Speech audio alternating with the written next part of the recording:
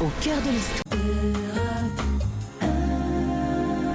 Au cœur de l'histoire. Les grands portraits sur Europe 1. Louis XIV, Vérités et légendes, c'est le titre du dernier ouvrage de Jean-François Saulnon, aujourd'hui l'invité de Franck Ferrand. Bonjour Franck. Bonjour Anne-Sophie, bonjour à tous. Je suis heureux que Jean-François Saulnon ait pu se joindre à nous. Il est sans conteste l'un des meilleurs connaisseurs de la cour de France en général et de celle de Versailles en particulier.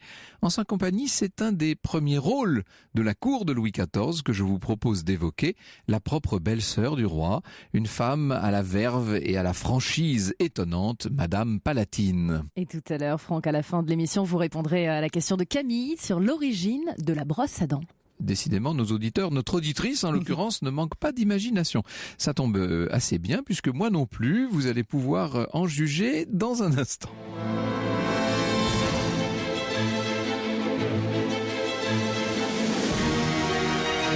Europe 1. Au cœur de l'histoire. Les grands portraits. Franck Ferrand.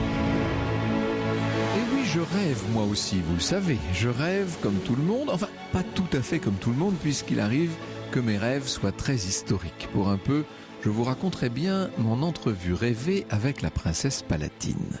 Ce jour-là, à moins que je ne doive dire cette nuit-là, j'ai reçu une lettre tout à fait dans les formes et tout à fait datée de 1710, me confirmant que oui, sans aucun doute, Élisabeth Charlotte de Bavière, la veuve de monsieur, bref, la belle-sœur de Louis XIV, daignait m'accorder une audience.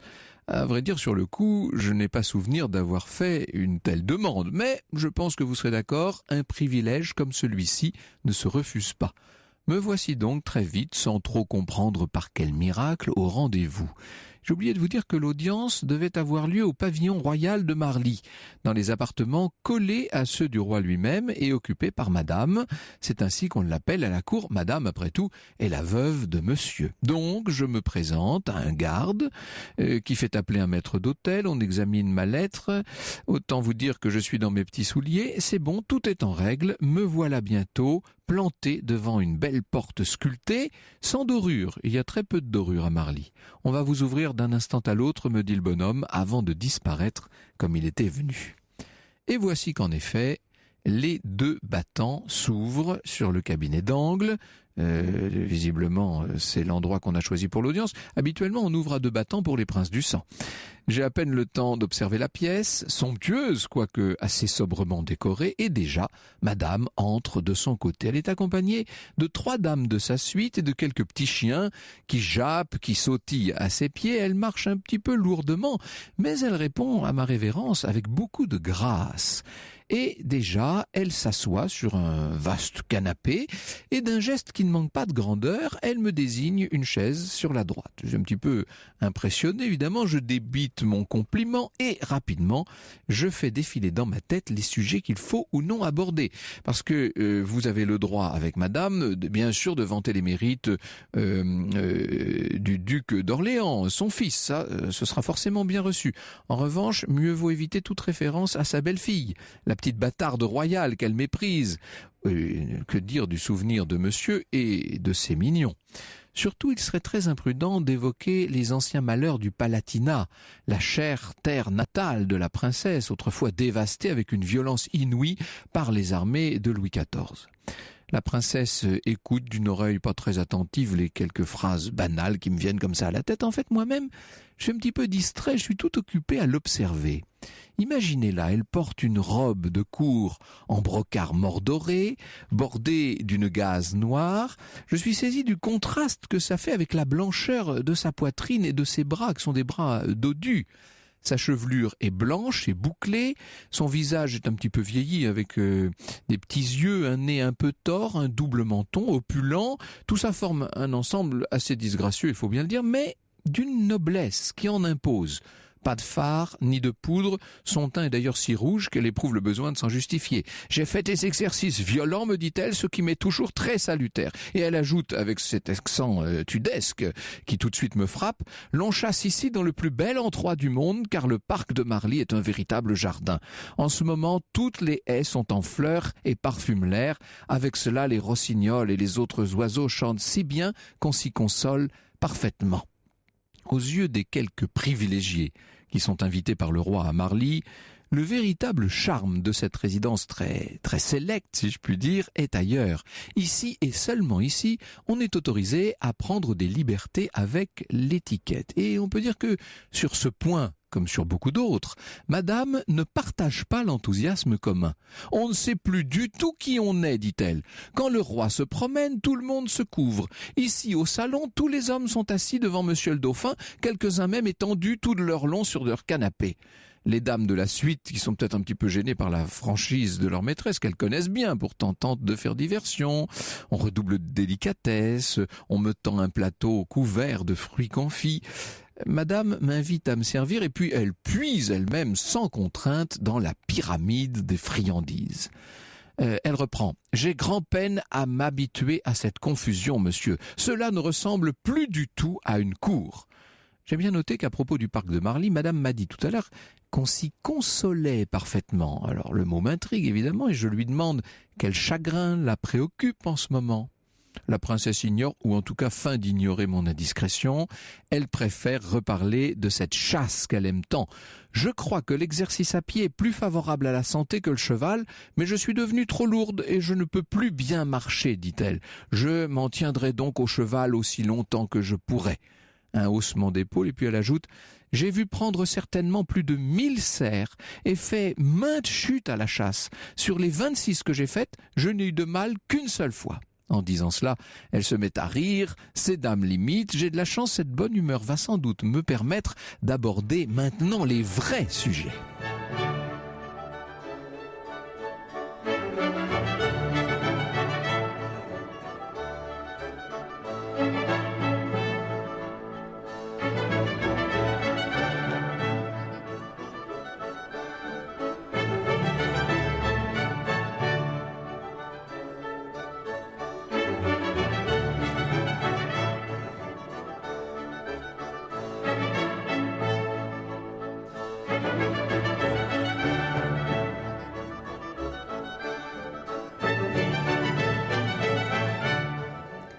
Sur Europe 1, un extrait de la symphonie pour le souper du roi de Michel Richard de Lalande au cœur des appartements d'Élisabeth Charlotte de Bavière. Nous vous retrouvons, Franck Ferrand, pour la suite de votre entrevue rêvée avec la princesse Palatine. Tous les propos prêtés à la princesse sont extraits de ses lettres. Au cœur de l'histoire, Les grands portraits sur Europe 1. Elle a été le témoin privilégié de la cour de Versailles. Nous avons la chance d'assister à vos côtés, Franck Ferrand, à votre entrevue rêvée avec la princesse Palatine. Eh oui, il faut quand même le dire. C'est une rêverie un peu dirigée et je vois madame maintenant dans de très bonnes dispositions. Ça lui a fait plaisir d'évoquer toutes ces chasses. Alors, j'en profite moi pour l'interroger sur les derniers événements de la cour. Air faussement détaché, voyez, elle me dit « Oh monsieur, nous n'avons rien de neuf ici. Il ne vous intéressera guère de savoir que notre vieux roi est allé à cheval tirer des perdrix, tandis que les jeunes gens se font traîner en roulette. » Vous voyez, toujours, le relâchement général des mœurs lui pèse, visiblement. « Les jeunes gens se piquent de ne rien savoir ni connaître, dit-elle. Un jeune homme qui est d'une des meilleures maisons fait la révérence plus gauchement qu'aucun paysan derrière sa charrue. Ne rien savoir, ne s'entendre à rien, être impoli, grossier, c'est là la gentillesse du temps actuel. » Sachant l'attachement de madame pour le roi, qu'elle affecte d'appeler monsieur, vous savez qu'elle ne lui dit pas sire en public, mais monsieur, je tente de détourner la conversation sur la santé de Louis XIV, sur son humeur du moment. La réponse de madame est pleine de satisfaction. J'y perçois même un fond de tendresse. Il est vrai que notre roi a encore très bonne mine, me dit-elle. Il est de si bonne humeur que c'est vraiment quelque chose d'étonnant. Et je la vois qui sourit. J'ose à ce moment-là l'interroger sur ses entretiens avec le roi. Je me dis qu'elle a peut-être des confidences à partager. J'ai sans doute là la main moins heureuse. Madame grimace de manière assez comique. Ça doit vouloir dire ces entretiens sont trop rares à mon gré. Elle soupire. Le soir, je soupe avec le roi. Vous savez, nous sommes 5 ou 6 à table. Chacun avale son affaire sans dire une parole, comme dans un couvent. Tout au plus dit-on tout bas quelques mots à son voisin. Madame souffre-t-elle de ces rapports un petit peu mornes et distants? Oui. Oui, sans aucun doute, l'atmosphère de la cour semble lui peser. D'ailleurs, c'est elle qui revient sur le sujet. « Nulle part il n'y a ici de conversation, dit-elle. Monseigneur cause fort peu, aussi bien que le roi. Je crois que celui-ci compte les mots. et qu'il a résolu de ne jamais dépasser un certain chiffre. Quant aux dames, elles ont une telle peur de dire quelque chose qui pût déplaire et les empêcher de venir ici à Marly qu'elles ne parlent que de toilette et de jeu, ce qui me semble assez ennuyeux. Certain que la toilette, le jeu, ce ne sont pas là les divertissements de la belle-sœur de Louis XIV, qui passe beaucoup de temps à écrire d'interminables lettres à sa famille allemande, mais qui surtout passe plus de temps encore à la comédie. C'est bien simple, elle ne s'en lasse pas, et dès qu'on évoque la comédie, les yeux de la princesse se mettent à pétiller. Madame regrette d'ailleurs que la comédie ne soit jouée à Versailles que l'hiver, jusqu'au jeudi qui précède la Semaine Sainte, et ne reprenne ensuite que l'automne. Qu'à l'automne, devrais-je dire. C'est pour elle le premier des divertissements, un divertissement supérieur même aux joies de la conversation.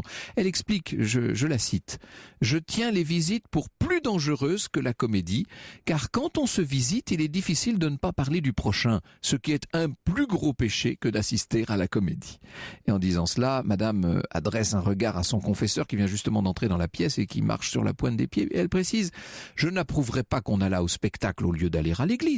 Mais une fois qu'on s'estime en règle avec le bon Dieu, je trouve le spectacle moins dangereux pour la conscience que la conversation. » Alors justement, à propos du bon Dieu, on sait que sa conversion au catholicisme, nécessaire pour épouser le frère de Louis XIV, a été pour Madame un crève-cœur. J'essaie en vain d'obtenir d'elle plus d'informations sur la question, seulement elle est quand même largement sur la réserve, ce qui ne l'empêche pas d'avoir, comme pour d'autres sujets, la dent dure envers les religieux. C'est le cadet des soucis des prêtres d'ici de faire connaître et admirer les œuvres merveilleuses de Dieu, dit-elle. Le Dieu de la plupart d'entre eux, c'est Mammon, et comme il est dit dans les Saintes Écritures, il y a toujours cette volonté chez elle de citer les Écritures, un reste de son protestantisme natif. Elle n'hésite pas à ce sujet à égratigner le roi lui-même. Il est très pieux, mais il est fort ignorant des choses qui ont trait à la religion, dit-elle. Jamais de sa vie, il n'a lu la Bible, il croit tout ce que lui disent les prêtres et les faux dévots, il n'y a donc pas lieu de s'étonner que les choses aient pris si mauvaise tournure. Bien sûr, cette remarque fait allusion directe à la persécution des protestants. Elle y pense, elle ne cesse d'y penser. Je ne peux qu'admirer tout de même cette incroyable liberté de ton. Vous imaginez quand même que nous sommes à la cour de Versailles, nous sommes là maintenant à quelques pas des appartements du roi. Chacun d'habitude surveille son langage, surveille sa pensée. Madame parle très librement, elle n'a d'ailleurs pas l'intention de s'arrêter en si bon chemin.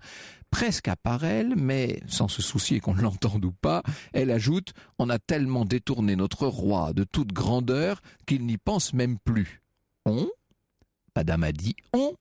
Bien sûr, ce « on » doit cacher quelque ennemi, et plus particulièrement une ennemie mortelle, l'épouse morganatique du roi, Madame de Maintenon, bien entendu. Le thème est délicat, je peux m'attendre à ce que Madame ne dépasse pas le stade des allusions. Oh, mais c'est sous-estimer sa franchise légendaire.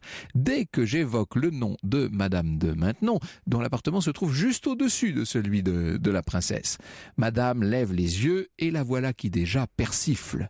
Ah, la pantocrate. En fait, elle dit la pantocrate, mais bon, ça fait partie des mots qu'elle écorne un peu. La pantocrate a un grand pouvoir, dit-elle. L'insulte est dure, mais à vrai dire, on aurait pu s'attendre à pire, parce que dans ses lettres, dans les lettres que Madame a écrites à sa famille, elle va bien plus loin. Madame de Maintenon y est décrite comme une conne, comme une ordure, une guenon, une crotte de souris ou encore une vieille guenipe. Voilà, voilà les jolis noms dont l'affuble la belle-sœur de son époux. Cette haine sans nuance est probablement nourrie d'un fond de mépris social envers cette femme, somme toute de très petite noblesse, veuve d'un poète sans le sou et cul-de-jatte pour le plaisir.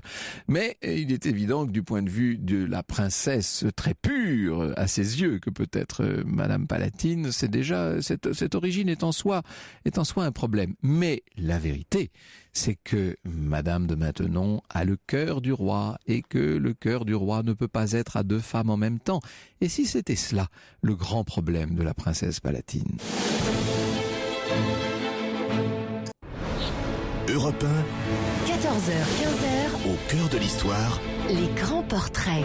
Franck Ferrand. Elle a été le témoin privilégié de la cour de Versailles. Nous avons la chance d'assister à vos côtés, Franck Ferrand, à votre entrevue rêvée avec la princesse Palatine. Rêver. Pour l'instant, ce n'est qu'une entrevue rêvée, mais il faut dire que les mots sont bien de la princesse Palatine. J'avais l'impression qu'elle s'ennuyait d'une certaine manière. Elle, à un moment, elle se tourne comme ça vers sa dame d'honneur et elle lui demande l'heure. Vous imaginez, ce sont des mœurs qui n'ont d'habitude aucun cours à Versailles. Alors, en l'occurrence, nous sommes à Marly.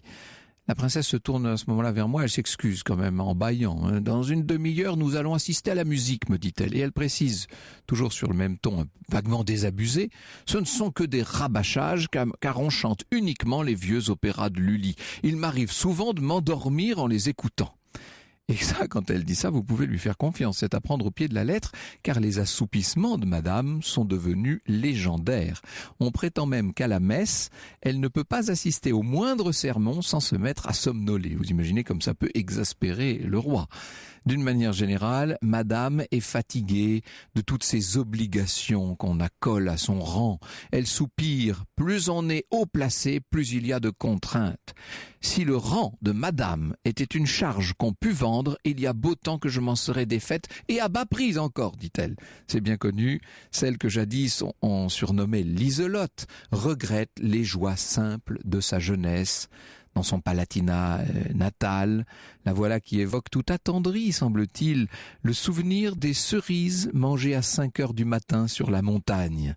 Une des dames qui sont là présentes, les joues un peu rougies, ose quand même intervenir pour essayer de défendre les bons côtés de la vie versaillaise, les autres joies qu'il est permis d'y trouver. Cependant, madame, avec une brusquerie étonnante, l'interrompt.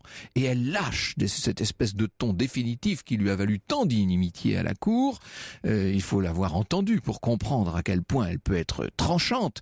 Les femmes de France n'ont pas de joie véritable. Et elle se tourne vers moi, elle ajoute, pour vous en convaincre, monsieur, vous n'aurez qu'à les voir à leur jeu qui dure 24 heures. Quelle mine désespérée elles ont.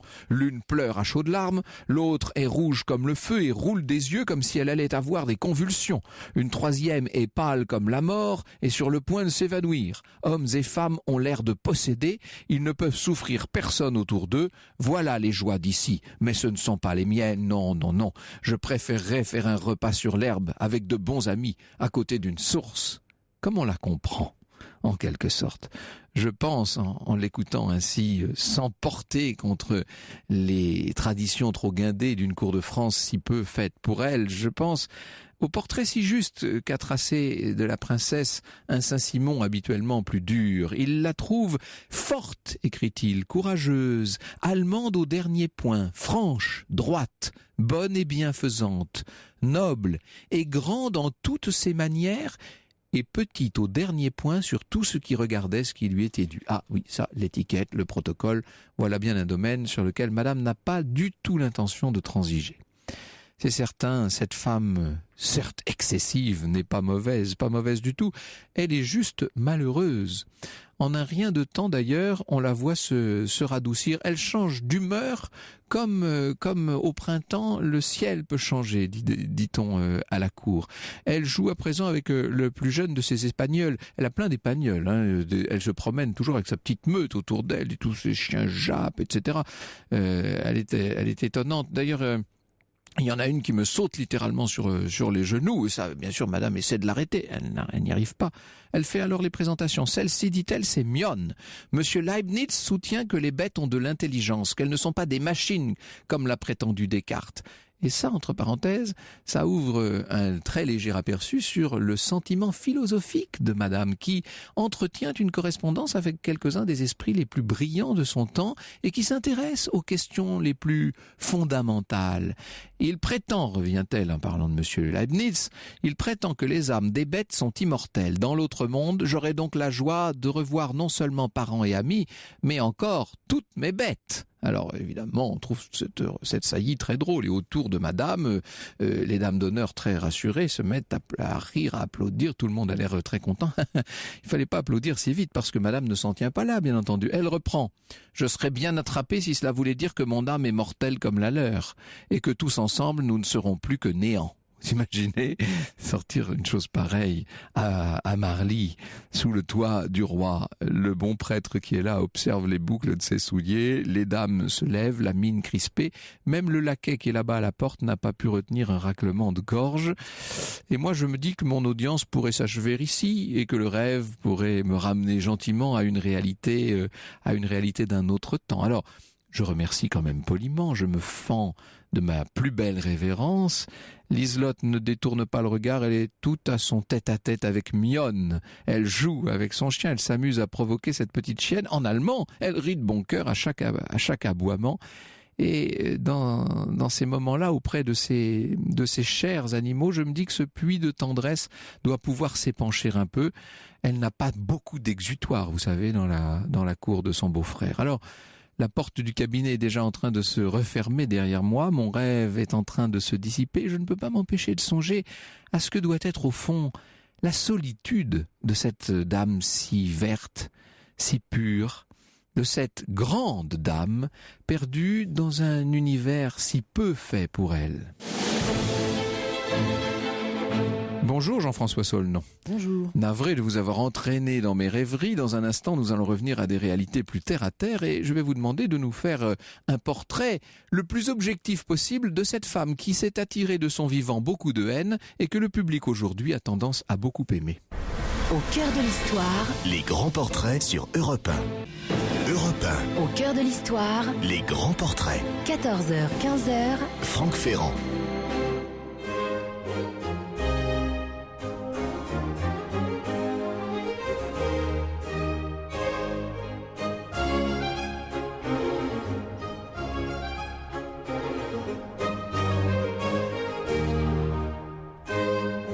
Sur Europe 1, la marche pour les différentes nations, extrait de Dardanus de Jean-Philippe Rameau, au cœur de la vie de la belle-sœur du roi Louis XIV, la princesse Palatine. Vous recevez Franck Ferrand aujourd'hui, l'historien et professeur émérite des universités.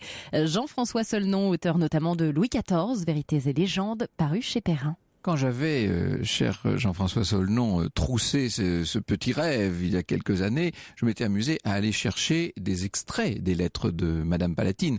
Le seul problème, c'est que les lettres en question sont écrites en allemand et que nous ne disposons que de traductions. On adorerait qu'elles les aient écrites en français. Certes, mais les amateurs d'histoire devraient créer une statue en l'honneur de la princesse Palatine. Ce serait une statue de belle dimension. Oui. Ce serait une statue aussi en bronze, large que haute. une statue solide, parce qu'elle nous a laissé évidemment un trésor. C'est une épistolière absolument exceptionnelle. Combien de lettres a-t-elle écrit dans sa vie? Est-ce qu'on a une idée de ça? On a une idée qui peut varier selon les historiens, comme toujours, ils sont là pour ça. Peut-être 60 000 lettres. 60 000 lettres. Dont on a conservé qu'un dixième. Alors, si vous voulez, on peut comparer avec les lettres de Madame de Sévigné. Madame de Sévigné, c'est près de 1200 lettres. 60 000, dont un dixième donc a été conservé. Avec quand même une nuance, c'est que Madame de Sévigné, lorsqu'elle s'adresse à sa fille Madame de Grignan tout particulièrement, met beaucoup de style, beaucoup d'énergie dans son style. La Palatine n'a pas du tout de prétention littéraire et surtout, elle sait une chose, c'est que ces lettres ne seront pas lues, elles ne passeront pas à la postérité. Pas lues par la postérité. Par la postérité. C'était un usage à l'époque. On avait un double usage. La princesse Palatine reçoit des lettres de ses correspondants, elle les brûle aussitôt qu'elle leur a répondu. Oui. Un peu comme on efface des courriels sur notre ordinateur. Et puis le deuxième usage, c'est qu'à la mort de quelqu'un, on s'empresse d'ouvrir les cassettes, non pas pour lire les lettres, mais au contraire pour les jeter à la cheminée, les jeter au feu.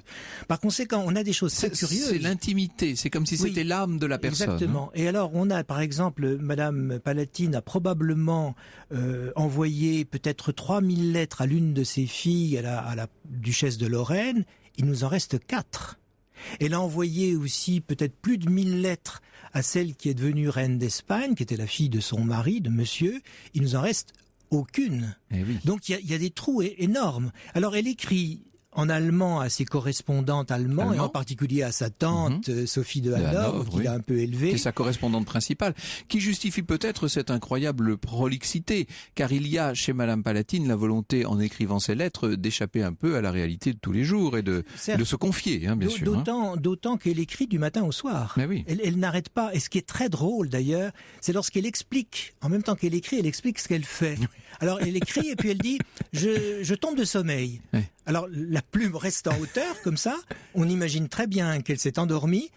Puis elle dit voilà, mon petit somme est terminé, je continue. Mais elle l'explique, elle le raconte. De même qu'elle raconte quand elle va manger. Très vivant, oui. Et elle reprend son texte après. Donc elle se couche très très tard parce qu'elle écrit tout le temps. Vous savez, il y a un fantasme pour tous les gens qui aiment l'histoire et qui se plongent volontiers dans le passé. Ce fantasme, c'est de pouvoir bénéficier d'un enregistrement audio ou pourquoi pas même vidéo de ce qui se passait. Eh bien, grâce à des témoins comme la princesse Palatine, on a un peu ce sentiment. C'est-à-dire que ce qu'elle raconte est tellement vivant, elle décrit tellement les mouvements du chien dans la pièce, le valet qui vient l'interrompre pour lui apporter une dépêche. Enfin, tout est décrit dans les lettres, ce qui fait qu'on a quand même l'impression d'y être et de partager cette intimité. Oui, parce qu'on a affaire à une femme qui est d'une grande curiosité. C'est ça. Pour des domaines scientifiques, littéraires, philosophiques, ça c'est incontestable. On sait qu'elle a une bibliothèque extraordinaire, on sait que ses lettres sont truffées également de citations, de références littéraires. Mais en même temps, c'est une femme de bon sens.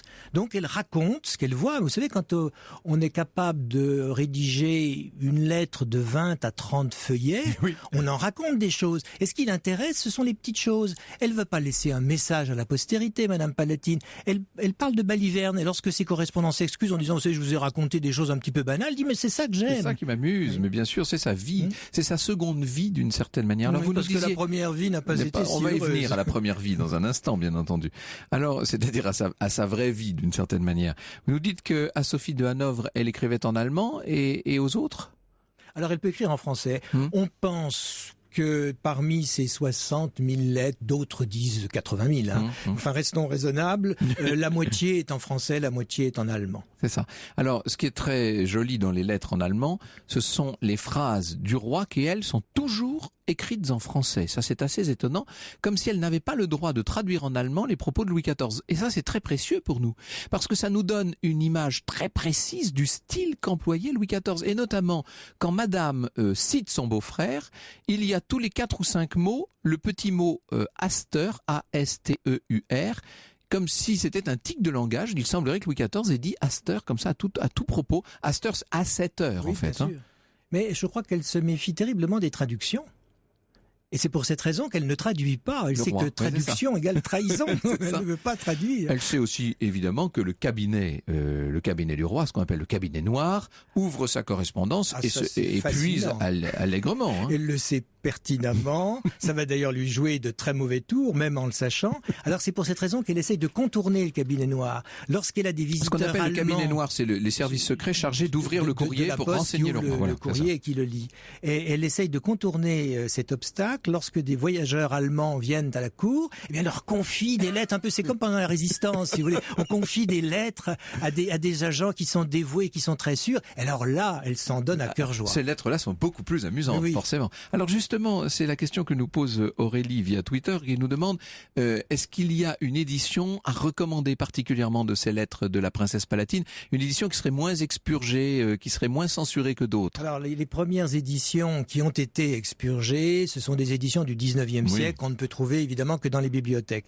Mais nous avons à notre disposition un volume publié par le Mercure de France dans la collection Le Temps retrouvé. Ce sont des extraits, c'est une traduction, ça date un peu, c'est évident, mais c'est quand même très précieux. Et puis l'autre, eh bien, ce sont les lettres françaises. Pardon, dans la version du Temps retrouvé, c'est que c'est une traduction du début du XVIIIe siècle, donc qui garde quand même la sonorité, si je puis dire. Hein, c'est pas. Oui, et puis on est très heureux de les avoir. Oui, c'est déjà une première chose. Et puis il y a un autre volume très important qui s'appelle Les Lettres françaises, qui a été édité par le grand spécialiste de Madame Palatine, qui est un professeur à l'université d'Anvers, Van der Cruz, qui est le meilleur connaisseur et le grand connaisseur de sa correspondance. Est-ce qu'on peut dire qu'on possède une infime infime minorité des lettres de Madame Palatine. Ah oui, combien est-ce qu'on en a? Un dixième. Un dixième, hein, c'est ça, voilà. On a à peu près 10% de ce qu'on imagine être, puisqu'on ne les connaît pas. Oui, bien sûr. On imagine être 60 000. Et déjà, c'est d'une profusion extraordinaire. On a déjà, c'est ce qui a suscité tout à l'heure cette rêverie, c'est qu'on a l'impression d'y être quand même. Vous imaginez sa vie durant, depuis son mariage avec monsieur en 1771 jusqu'à sa mort en 1722, du matin au soir. Alors justement, venons un peu à l'autre vie de Madame Palatine. Elle est née à Heidelberg, donc elle est... C'est la fille du comte palatin du Rhin. C'est une expression qui est assez savoureuse. Je cherchais si je pouvais dire qu'elle était rhénane. Oui, on peut dire qu'elle est rhénane. Rhénane. C'est une région de l'Allemagne de l'Ouest qui est extrêmement cultivée, qui est très développée économiquement. Et là, il y a toutes sortes de petites principautés. Et il y a entre autres donc le Palatinat rhénan. Elle appartient donc à la famille des Wittelsbach, mais on l'appelle Elisabeth Charlotte von der Pfalz, c'est-à-dire du Palatinat. Et là, il y a quantité de rameaux. D'où le nom de princesse Palatine. En fait, on a un petit peu tort de l'appeler ainsi parce que la Palatine, au XVIIe siècle, c'est une autre femme, c'est sa cousine d'ailleurs, qui est la fille du duc de Mantoue et de Gonzague. Cette femme qui a été très active pendant la Fronde et qui, après avoir mené une vie plutôt désordonnée, s'est convertie, si j'ose dire, à la religion et a fini pieusement. Donc c'est elle vraiment la Palatine. Mais l'usage fait que Elisabeth Charlotte de Bavière, épouse de monsieur, par conséquent Elisabeth Charlotte d'Orléans, dite Madame, on l'appelle par tradition la Palatine, la princesse Palatine. L'appeler de France, hein. Elle est au premier rang des princes de France, bien entendu. Ah oui, et même à un moment donné, après la mort de la reine Marie-Thérèse et de la dauphine, c'est elle qui occupe le premier rang. Et c'est ça. Pendant la première dame du royaume. Ah oui, vraiment. Et évidemment, tout cet extraordinaire prestige, ce rang, elle le doit à son mariage avec le frère de Louis XIV. Comment est-ce qu'il s'est fait ce mariage? C'est un remariage pour le prince. Monsieur, donc Philippe d'Orléans a perdu son épouse, la célèbre Henriette d'Angleterre. Madame se meurt, madame est morte, n'est-ce pas? Elle est morte après avoir absorbé un verre d'eau de chicorée. Et quand on meurt brutalement, à cette époque-là, on imagine toujours un empoisonnement possible. Et monsieur doit se remarier. Parce qu'on ne peut pas imaginer un veuf non remarié. Le célibat, c'est bon pour les religieux, si vous voulez, mais c'est pas bon pour un fils de France. C'est d'autant plus vrai lorsque ce fils de France est entouré de mignons qui ne cachent pas du tout son homosexualité et qu'il faut essayer de faire taire le plus possible des rumeurs qui deviennent gênantes. Oui, et éventuellement aussi, il n'a eu que des filles de son premier mariage, éventuellement avoir aussi des descendants, parce que à la même époque, c'est-à-dire en 1671, lors du deuxième mariage de monsieur, le roi de France a eu un fils, le dauphin, Monseigneur, le grand dauphin, et puis d'autres enfants qui sont morts immédiatement après leur naissance.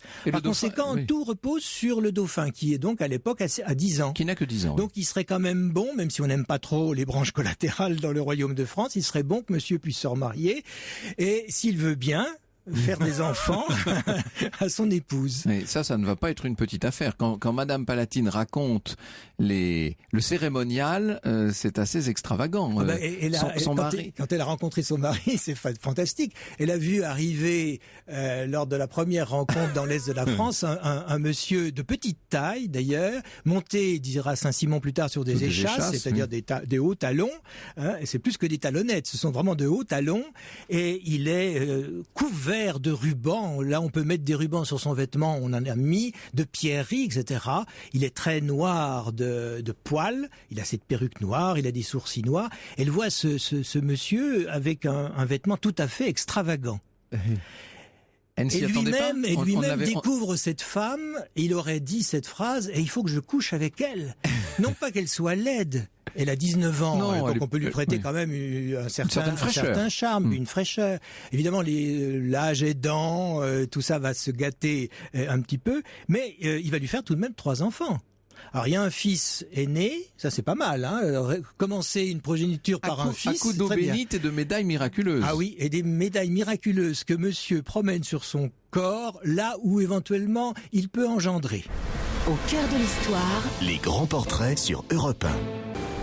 Au cœur de l'histoire, les grands portraits sur Europe 1. Élisabeth Charlotte de Bavière, la princesse palatine, est votre grand portrait d'aujourd'hui, Franck Ferrand, et vous recevez l'historien et professeur émérite des universités Jean-François Solnon, auteur notamment de Louis XIV, Vérités et légendes, aux éditions Perrin.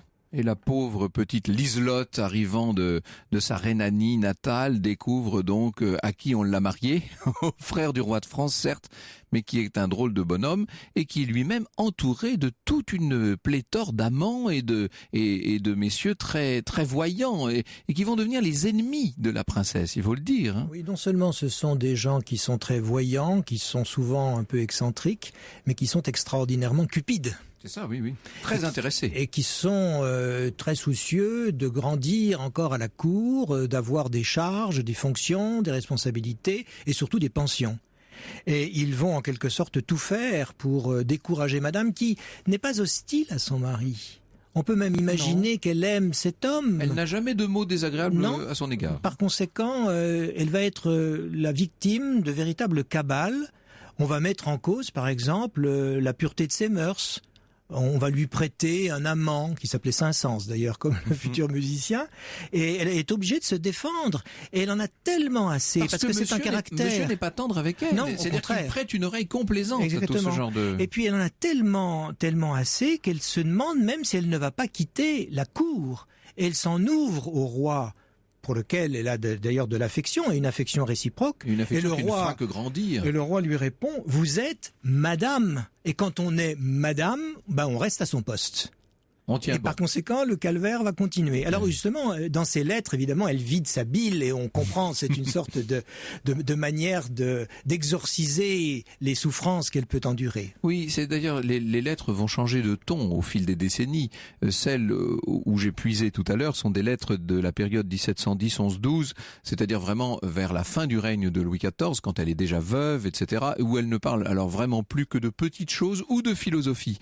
Alors que dans les premières lettres, elle raconte vraiment ce qui se passe à la cour, et c'est un véritable reportage auquel on assiste dans les années 1670-80, pour les rares lettres qui ont été préservées. C'est toujours le même problème. Oui, alors c'est un excellent reportage, mais il faut, comme toujours avec des sources historiques, il faut savoir exercer son esprit critique, parce que c'est une femme qui a des préjugés. D'abord, elle a des préjugés de naissance. Oui, très important. Parce que ça ne plaisante pas sur la noblesse quand on vient du Palatinat rhénan. Oui. Par conséquent, quand elle voit que l'étiquette n'est pas respectée, comme vous l'avez lu tout à l'heure, elle en est très fâchée. Elle est très soucieuse de hiérarchie et elle n'aime pas du tout qu'on prenne des libertés avec l'étiquette. Mais aussi, elle a des inimitiés. Et bien entendu, on pense immédiatement à celle qui a 17 ans de plus qu'elle, c'est-à-dire Madame de Maintenon, qu'elle traite de tous les noms. Vous avez donné quelques exemples, je peux en rajouter, parce qu'évidemment, on s'excite toujours beaucoup sur ce genre de vocabulaire. Elle est très, très crue.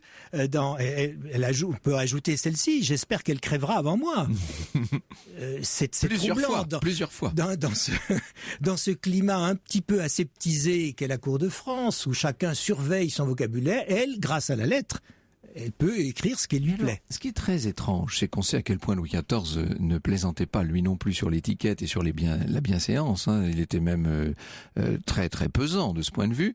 Et on a l'impression qu'il pardonne tout à sa belle-sœur. Elle l'accompagne très quotidiennement à la chasse. Elle est à côté de lui à la messe. Enfin bref, il se voit beaucoup. Tous les soupers au grand couvert ont lieu en présence de madame. Alors au départ, quand elle est l'épouse de monsieur, et puis quand elle devient veuve, elle est encore plus proche, si je puis dire, du roi.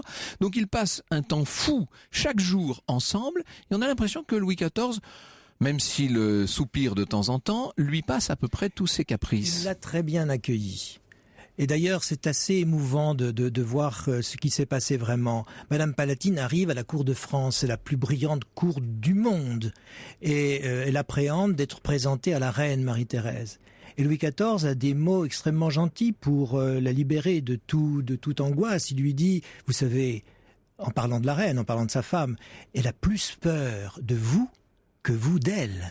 Donc il la met à l'aise en quelque sorte. Et puis lorsqu'elle fait donc beaucoup d'équitation, parce qu'elle adore chasser, elle adore monter, il lui arrive donc très souvent de chuter, et lorsqu'une chute a été plus dure que les autres, elle est tout à fait émue de voir son beau-frère s'approcher d'elle, lui demander si elle va bien, faire venir le médecin, encore qu'il vaudrait mieux écarter les médecins que les faire venir dans cette condition-là. Bon signe, oui. Et d'ailleurs elle s'en méfie terriblement, Madame Palatine, des médecins, mais vraiment il est plein d'attention attention à son égard. Il faut dire que il a été très amusé par cette femme. D'abord, c'est une femme qui aime la nature, comme lui.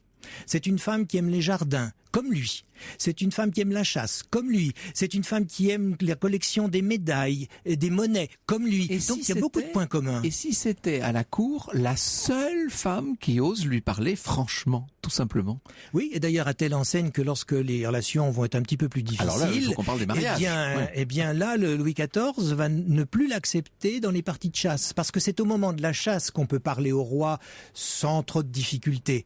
Donc il y a une sorte de blackout, parce que la querelle est née entre le roi et sa belle-sœur. Alors la querelle, elle vient de la volonté de Louis XIV de donner pour époux et pour épouse aux enfants que Madame Palatine a eu avec monsieur, de leur donner ses propres bâtards comme en mariage. Ça ne plaît pas du tout à à la princesse, pas Alors, du ça tout. ne plaît pas en France, ça plaît encore moins en Allemagne, dont elle est originaire. En effet, l'idée de Louis XIV, c'est de faire accéder ses enfants illégitimes qu'il a légitimés, issus de sa liaison avec Mademoiselle de la Vallière et avec Madame de Montespan, et de les hisser ainsi dans la famille royale. Alors, ça a commencé en 1680.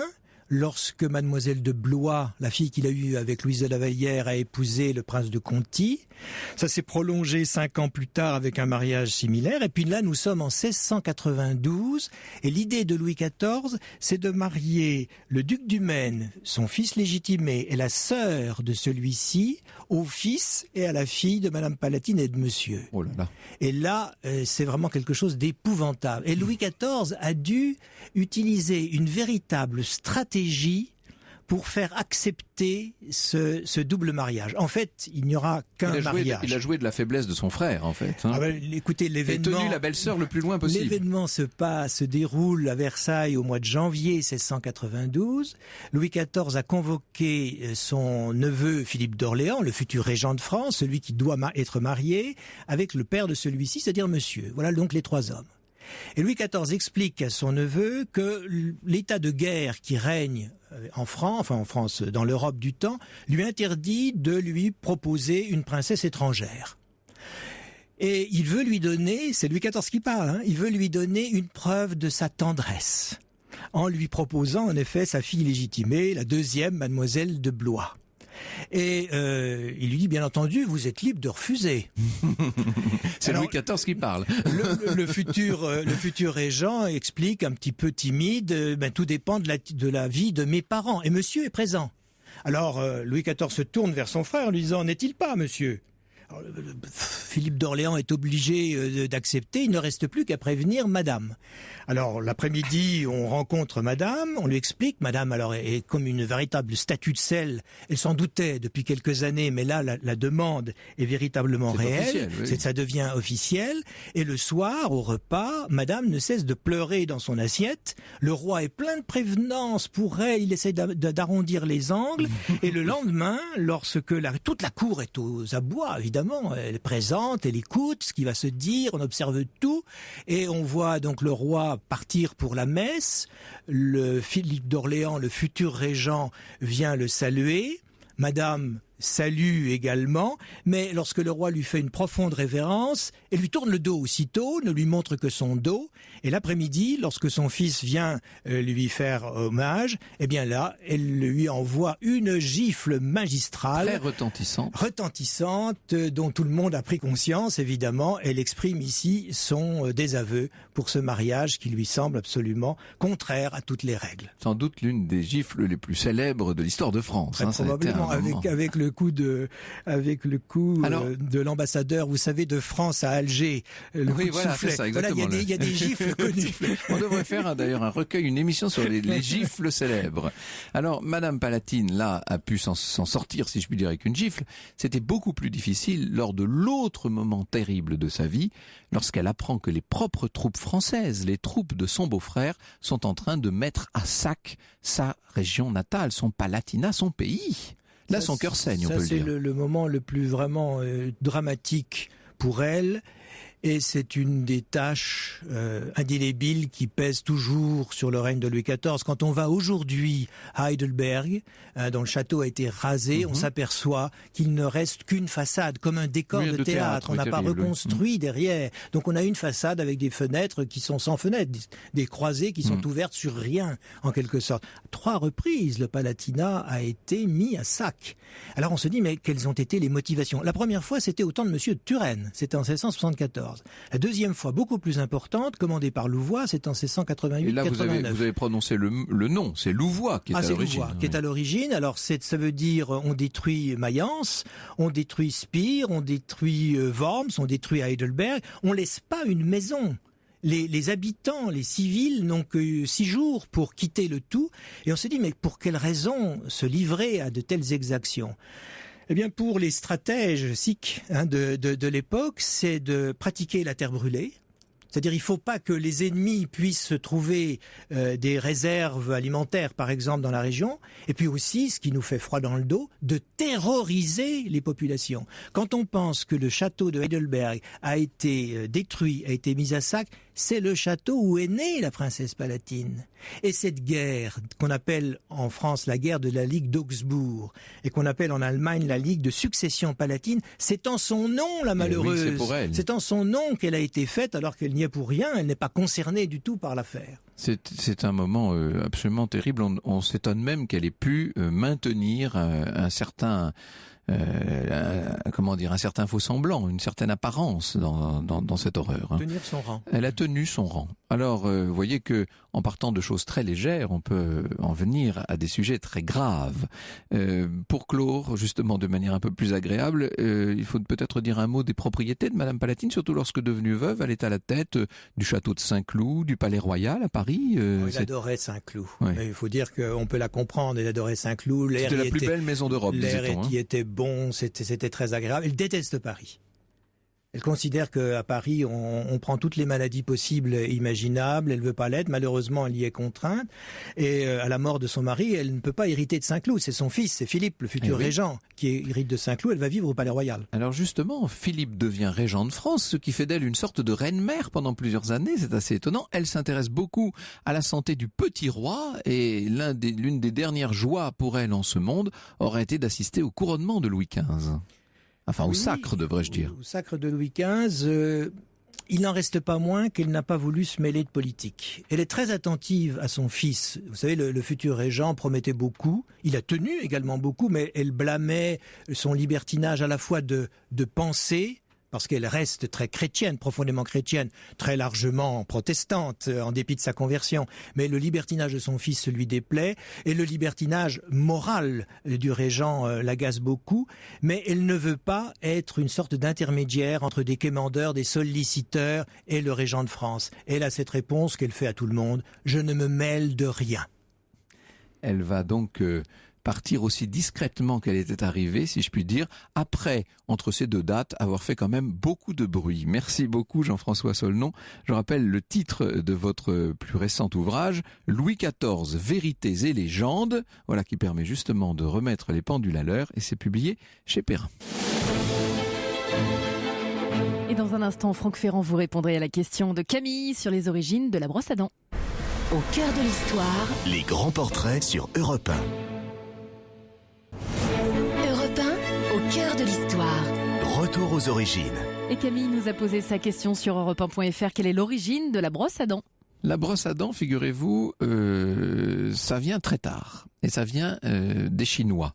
Mais avant la brosse à dents, on se brossait déjà, enfin en tout cas on se nettoyait les dents. C'est que les Égyptiens utilisaient une sorte de dentifrice qu'on appelait le sonabou.